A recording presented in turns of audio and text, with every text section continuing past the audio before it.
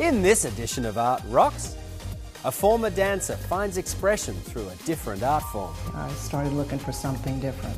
I found the clay, and for me the love affair began right then and there. A stripped-down version of classical dance. I think in the end it really is a process of discovery for all of us. A painter opens up about his lifelong muse. I like to say a lot that Monet had his water lilies and I have my neon sign. And we learn where techno music got its first beat. It's their pilgrimage to the source of this music. It's all ahead on this edition of Art Rocks.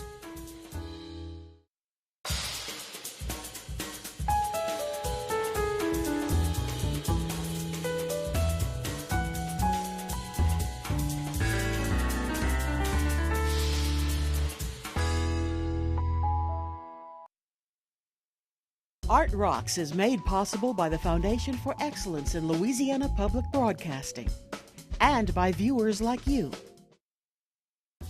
Hello, I'm James Fox Smith, publisher of Country Roads magazine, and this is Art Rocks.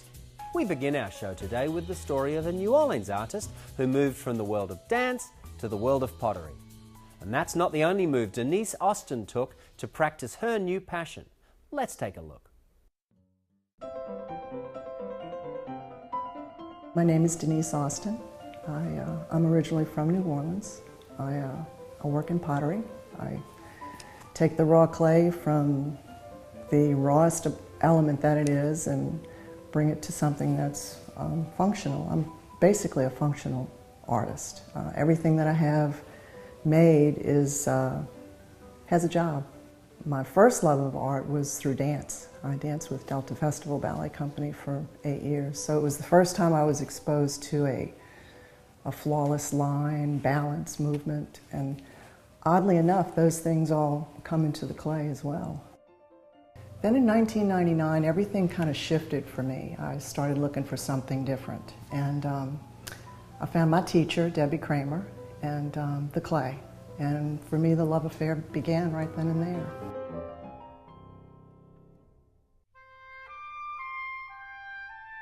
Katrina, for me, in regard to making my art, it allowed me to dig in a little bit deeper.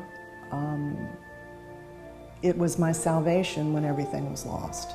We lost our home, a couple of neighbors, our friends were scattered. And so when the move was made to Hammond, and we didn't know anyone here, it was the thing that I was able to go to and say, okay, this is where I can start. This is where my anchor can be. I know how to do this. I may not know anybody in this town. I may not know how to get to the nearest, grocery store, but I know how to throw a bowl. And so when we moved here, the first thing that we did was rebuilt the studio. And, it allowed me to do that. I was able to salvage a few pieces out of Katrina, and although I rarely get attached emotionally to any of my work, there are a few pieces that I drug out of the muck that I still keep, in my house.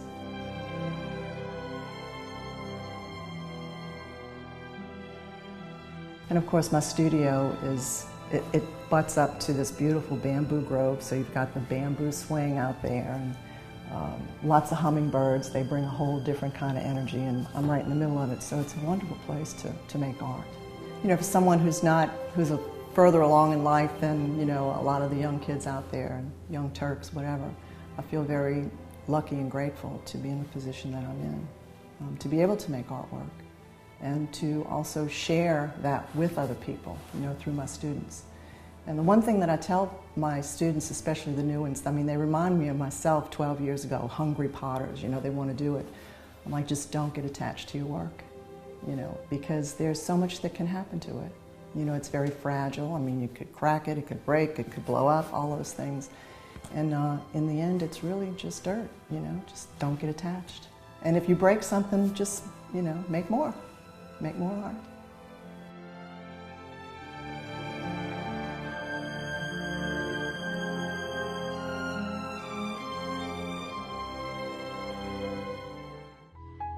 You can find more of Denise Austin's work on her Facebook page. She also teaches pottery classes at the Art Station in Ponchatoula.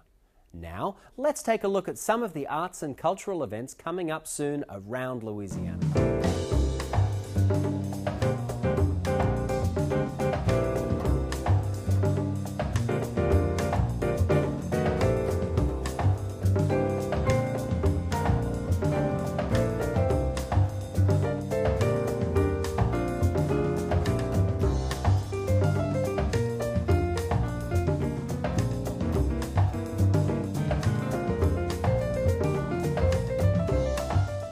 For more information on these events, visit the website at lpb.org/artrocks.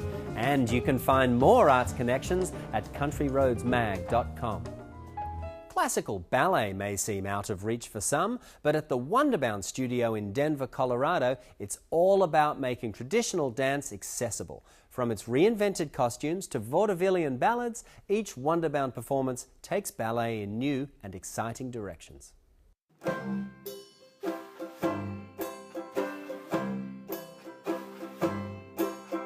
It's a really organic process rather than having this really strong structure. We just move into the conversation and see what fits and what feels natural. So we're not necessarily telling a narrative story in the tradition of Swan Lake or Sleeping Beauty, but all that technique underlies it, and it becomes a more emotional journey, a more psychological journey rather than a direct narrative. By doing that, what it creates is an opportunity for the audience member to kind of fill in those blanks. Something that I noticed in watching the rehearsal was that you keep the entire company here while you're creating the piece, as opposed to calling maybe just those 3 or 4 dancers that you have working. Why do you make that decision as a company? When I'm creating a new work like this one, where I'm kind of fleshing out the narrative while I'm creating with them, it really helps me to kind of see who I have available. Sometimes I'll make a discovery mid-process in a movement that this particular character or this particular person has a role in it that I didn't foresee. They're my biggest inspiration. So keeping that energy going and keeping that sense of journey together is really important to me. I think in the end, it really is a process of discovery for all of us. The new full-length ballet, A Gothic Folktale, is the result of Wonderbound's latest discovery process. A Gothic Folktale really has been an evolving idea. And it is what we would call a Mongo collaboration. Mongo, because in addition to its 11 dancers, Wonderbound's Faye and Eamon enlisted the creative energy and talent of an illusionist and a musician to help craft its latest ballet.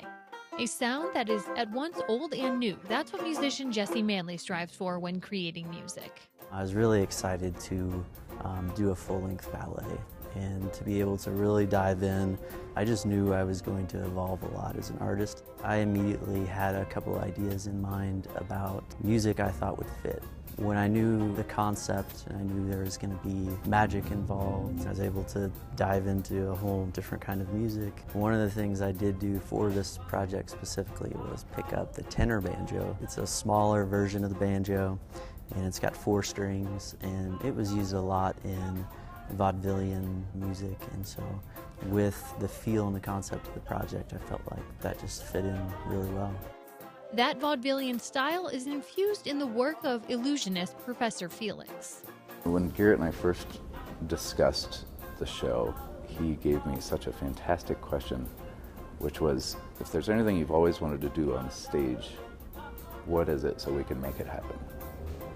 And that is a fantastically exciting element of what we're doing. My greatest trick is turning adults into children, just taking people away from their daily lives and putting them somewhere else, even for just a moment. Costume designer Rachel Krast stitched together the magic, mood, and mysticism established by A Gothic Folktale's other elements. In Gothic, we have lots of different elements from lots of different eras. This jacket is for one of our dancers. He is supposed to be kind of like the producer of this vaudevillian magician show. It's made to be a little more imposing, to show that authority, and to be also very regal and elegant. Visually, you can kind of expect a lot of different textures. We're really big on volume and movement here, so there'll also be a lot of very velvety fabrics and lots of different surprises. Traditionally, dance companies present works once every few months. Wonderbound challenged itself to explore how it could not only reach audiences more frequently, but also engage with the community. With that goal in mind, Wonderbound, formerly Ballet Nouveau Colorado, relocated to an unconventional dance space in Denver. I think the fact that it used to be a car garage and now there's dancers in it, you see this amazing sense of awe as people walk by, expecting to just see a bunch of cars parked there, right? But instead, what they found is human beings that are working together to create something. And in the traditional reality that we were functioning in, we were only coming in contact with the community on a once every couple month basis. And we asked the question, what if we could be coming in contact with the community every single day? We're surrounded by 3 homeless missions, and our audience on a daily basis is the homeless, and they will stand outside our garage doors for hours, and they'll clap, and they'll bring their friends from the neighborhood, and it gives them something that they desperately need, and I think it can promote hope. Moving downtown, moving into this garage space where we can open the doors and let people see the work that we're doing might create inspiration for them, add a little beauty to their lives where maybe they need a little beauty, but also engage in a deeper, a more subtle conversation about how we're all connected in a community. And that's what dance comes from. It comes from coming together. It is something that's meant to be shared. For more information, visit wonderbound.com.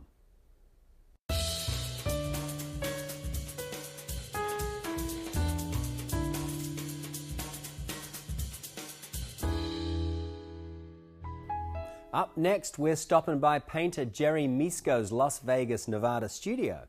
Misko's stylized renderings of neon road signs are growing in popularity, both in and outside the city that first inspired them.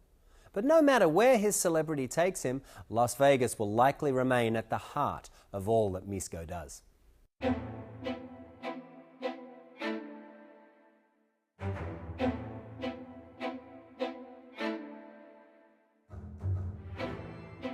My name's Jerry Misko, and I'm a painter here in Las Vegas.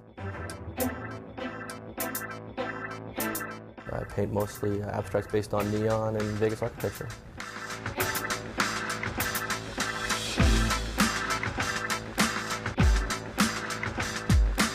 I'm originally from Las Vegas, Nevada, born and raised. It's home to me, you know, I love it here. I'm a desert rat, love Vegas. I'm a night owl, I love to be able to go do something, you know, paint till 4 a.m. and then go have a beer. You don't have to worry about everything being closed down, so I love the 24-hour nature of the place. I've exhibited all over town. I've done a lot of public art, the Centennial mural over at Cashman Center, Cashman Field, Saks Fifth Avenue when they redid the Fashion Show Mall a few years back. I did 2 huge pieces for inside of there. There's murals all over downtown, inside of Emergency Arts, over on First Street. I've probably shown with most of the galleries here in town, at least a group show here and there. And then I owned Dust Gallery for 7 years, and I showed there quite a bit. The Emergency Arts mural was pretty challenging, just because it was where it was, 40 feet up in the air, with a 10-foot wide awning between the ground and it, so we had to rent a 3-point articulated crane to get up there in the beginning of May. And if you've been in Vegas long enough, you know May is windy, and especially on a street like that where it's just open and coming down. So it was like painting on a pirate ship. You know, you're up in this boom, and the wind, sometimes the wind would blow, and I would just do the brush, and the wind would take me along the line, and just kind of had to flow with that. I'm really attached to my Saks Fifth Avenue pieces. I did these big 10-foot by 10-foot paintings in there, and the opportunity to do those really elevated me to a point where I could just keep doing this. And so they have a really special place in my heart. There's not a lot of artists in Vegas, or there weren't for a long time. Now it's kind of growing with the proliferation of the arts in downtown, that kind of thing. But I've been doing it for a long time, and it's the Wild West. You get to do what you want to. So when I opened up a gallery and did it for 7 years, there were no rules. We just went and did it, and that's great. The Renaissance masters got me into what art could be. You know, this is beautiful and amazing. But then my heart really lied, you know, with the pop artists and with comic book artists. I've been reading comics since I was a kid, and that strong graphic nature of the comic books has really informed, you know, how I work. My process starts out just kind of wandering Las Vegas until I either take a photograph as reference or find some reference. Usually a big piece, and I like to crop things down. So I'll find this little piece of that photograph, and I'll take that photograph and use that as inspiration, and then I build a digital sketch. That image will often just go and be a print. You know, straight from digital becomes one of my lithographs or one of my prints. And the ones I really like, go off and become a painting. This is the stars from the Stardust, which is no longer with us. I'll go in and take this, using it as my reference, and then I just really approach it kind of like a silkscreen a lot, just one color at a time, one object at a time. I really love the machine-made look of things, but I like making things by hand, so I really strive for my work to have a mechanical look to it, but when you get up and spend some time with it, you can see the artist's hand in there. Composition is all Vegas looking, but then there's a lot of color theory and things from the lightest lights next to darkest darks, and what color is going to be next to this to make this pop out. I never use, like, people ask me all the time, oh, use neon paints. I'm like, no, never use like those fluorescent paints. It's all just color theory.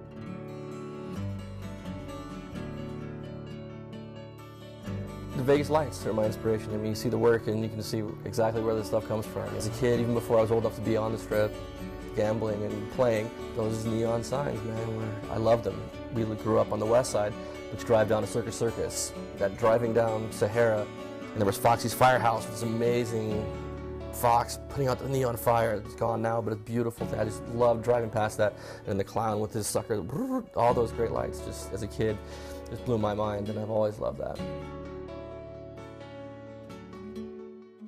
Vegas at night is spectacular. There's nothing like it. A lot of great stuff going on in Vegas, and I will defend Vegas till my dying breath. I'm sometimes maybe too much of a cheerleader, but it's my home, it's my place, you know. And I like to say a lot that Monet had his water lilies, and I have my neon signs. I want the piece to end up being just a beautiful object that makes you think about what it means to be part of what's happening here in Las Vegas. People look to Vegas as this unique thing, this microcosm of what it is. And I can piggyback on that. You know, Vegas did all the work. And so I get to piggyback on what great things Vegas represents. And a lot of those things are going away. You know, it's a different town than it was 10 years ago, 20 years ago, 40 years ago. We're not New York, you know, we're not New York City, we don't try to be New York City, we're not LA. We're Vegas. We don't want to be anything else. It'll eat you up and spit you out if you let it. You have to really be on your stuff, man. You can't just go out and get too into it and let it devour you. Because with permission comes responsibility, and there's nothing but permission here for the most part. I care about art and the arts in general, and I think that without art in our lives, it might sound trite, but it's a less bright, sadder place if you don't have these wonderful things that people make around you, or people do. These things make everybody happier, you know, make life worth living. You have to get your voice heard. You don't want to be just this silent molecule. You know, there's billions of people, but everybody has a story, everybody wants to be heard, and everybody wants to express themselves on top of that too. And art is something that makes the world a better place. It makes you proud to be human. It's something that you put in the world, and I think that's the most important thing about art, is it's, you know, the participation in life. For more, visit jerrymisko.com. Now, looking for a summer activity that won't take you too far from home? In our Louisiana Treasures segment this week, we're giving you a list of 26 sites that you might find interesting. They're all part of the Louisiana African American Heritage Trail.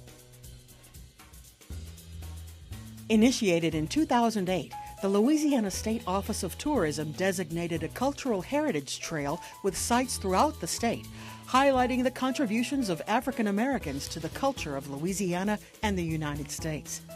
33 sites are designated on the trail, including a variety of African American museums devoted to art, history, and culture, and the first 2 churches founded by and for free people of color. Several plantations are included on the trail, 2 which have the surviving quarters used by people who lived and worked there. Also included are places like Congo Square, the Port Hudson Battlefield, the Amistad Research Center at Tulane University, and the Eddie Robinson Museum. An interactive website has been added as a component of the Heritage Trail, where the details and locations of each site are given. To plan an outing, visit astorylikenoother.com. In this next segment, we're going to sit down with the innovators behind techno music to learn just how instrumental the city of Detroit, Michigan was in the musical genre's early development.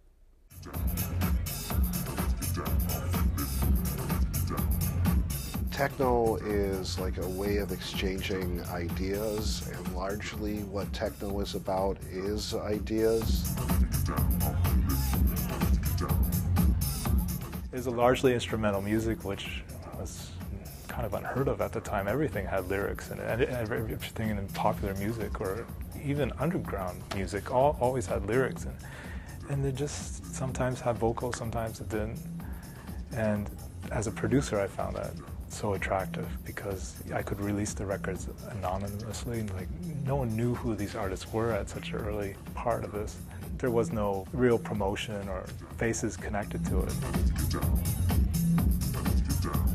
And I could just do something on my own and really escape into it and just pour as much energy as I could, because I felt like, well, if I came up with something interesting enough, that maybe this would lead to something.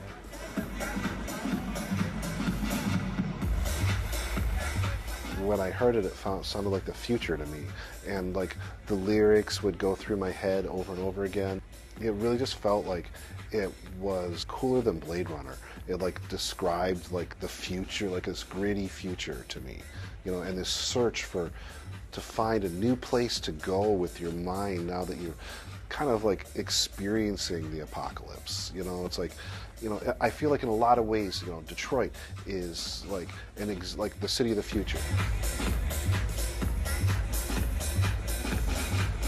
I started this sound. I kind of coined the term techno music, and it started way back in the early '80s. And I think that Detroit's claim to fame is that this music Detroit is the birthplace of what we call techno music, and I think Detroit is famous worldwide.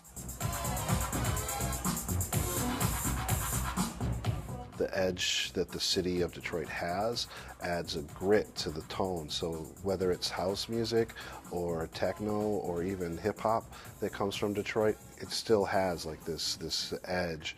It's more intangible, but it's like this rawness that is like, you can just feel that it's real.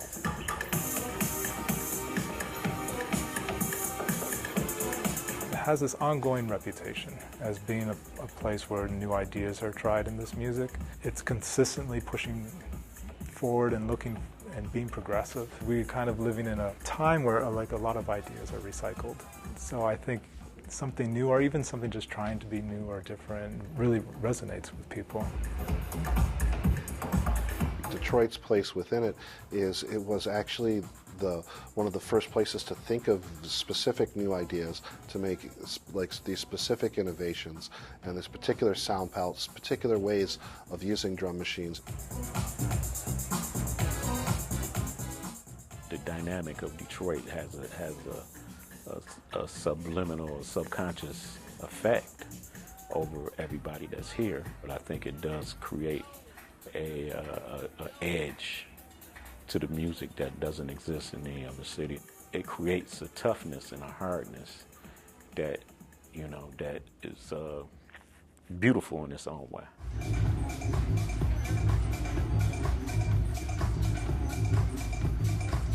Before the festival started, you know, I used to always say, I traveled a lot to Europe, and they would do these type of festivals started in Europe like years before we started doing it here. For years we didn't have anything here that really was the focus of the party aspect of it. You know, there's plenty of labels and producers based here, but there was no event that people felt like engaged enough to come to until the Movement Festival.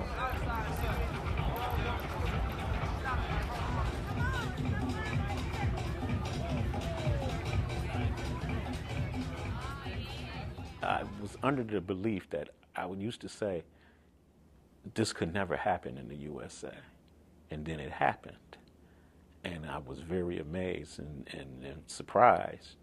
And it's definitely a good achievement and a good feeling to see that, you know, that this festival is going on like the 11th or 12th year now. It's a chance for us to finally celebrate what we created here and what has made such a global impact. I mean, they're still excited to bring new Detroit techno artists to Croatia or Japan, you know, or Berlin, you know, etc., like all over the world. but when do they get to be celebrated at home, and when does the music get recognized here because it doesn't fit into, you know, a rock and roll format or selling something by a face or an image. You know, it's almost anti-image. It's a chance to actually celebrate what's been created here, have 100,000 people or however many it is that come down to Hart Plaza, and actually the community is not just known on the internet, which, you know, doesn't really have, like, you get excitement, but you don't have this biofeedback. You get this huge biofeedback of being in these crowds, feeling this emotion. It's like the myth of techno becomes reality for a marathon weekend of the festival and these after-hour events, and it gives people internationally a place to come to. It's like the Hajj. It's their pilgrimage to the source of this music, you know, and the respect and the dreams that go into that are like palpable, like in that weekend.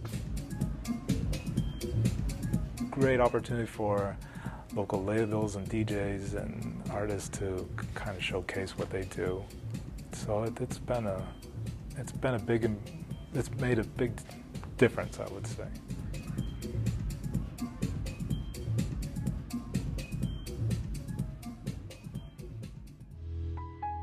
For more information, visit movement.us.